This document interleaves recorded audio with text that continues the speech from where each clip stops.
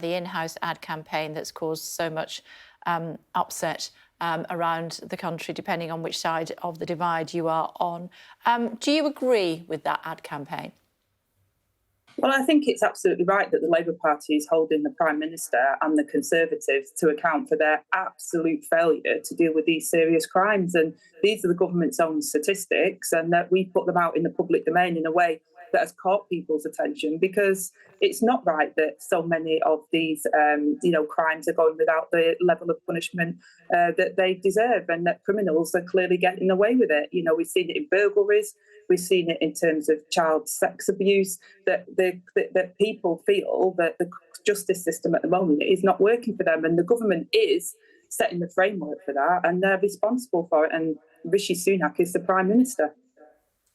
Yeah, so just to clarify, do you support the tone of these ads? Because you haven't retweeted any of them, have you? I think they're really hard hitting, and I think there's a reason why that, and people, it has caught the public's attention, and that's what our intention was to ensure that the public do see that the Prime Minister and the Conservatives for the last 13 years have failed to tackle serious crime and have let criminals off the hook and make no apologies for that. I'm somebody who's known to not hold my punches, and I think that this is a issue that most people will be disgusted by, and I think it's right that we've highlighted them. As you say, you don't hold back, so why have you not retweeted them? Well, I was away with my children last week, so I was not necessarily on my social media as much as I normally would be, but I do think that, it's right that we highlight these issues, and I'm on your programme today saying exactly the same, that we should be highlighting the situation with criminals at the moment who are getting away with it. These are serious crimes, and the government and the Prime Minister is responsible for setting the framework for the criminal justice system, and they failed to protect the public. Yeah, you tweeted a lot, though, haven't you? You've tweeted a lot, but you've not retweeted those. I haven't tweeted a lot, not as much as normal. And no, I mean, the bottom line is you haven't retweeted those because you're holding your nose because you think they're going a bit far. Not at all, no. I just think that, these are hard-hitting ads about the government's failure on crime, and I think it's right that we highlight that. If you look at those ads and you look at the figures, which are the government's own figures that we've taken, it's pretty appalling, and people will be disgusted by that the government's failed to protect people from serious crime. Is Mr Sunak's missus fair game? I did put that to Sarah Brown, Gordon Brown's missus. Obviously, she was in number 10 for a period. And she said yesterday that politics is a roller coaster and basically wives are fair game.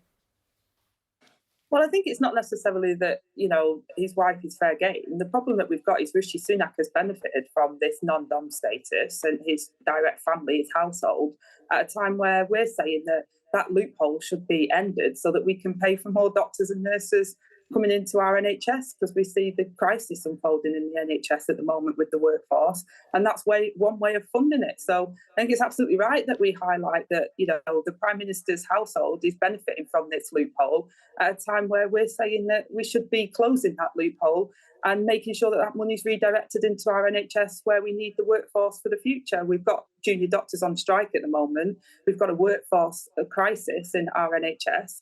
And the government have a choice, and Rishi Sunak's household is benefiting from this non-dom loophole at a time when actually he's failing to do anything about it. I think that's right to highlight that. What about people who are benefiting from renting out their second homes as holiday homes? What would Labour's strategy be to improve the housing stock and still allow people to rent out their second homes if they wanted to?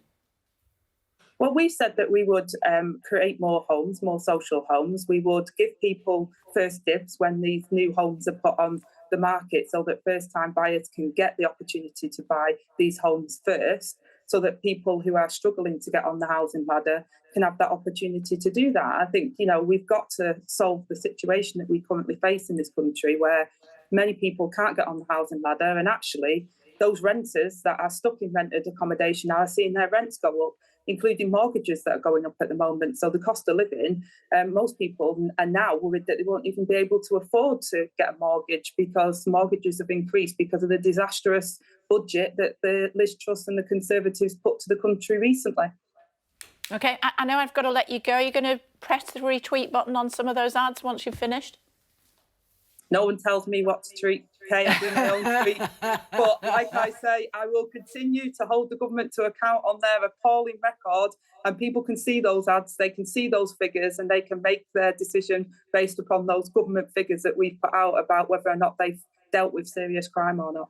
OK, it's great to see you. Thanks for joining us. Enjoy the rest of recess. Thank you. Thank you.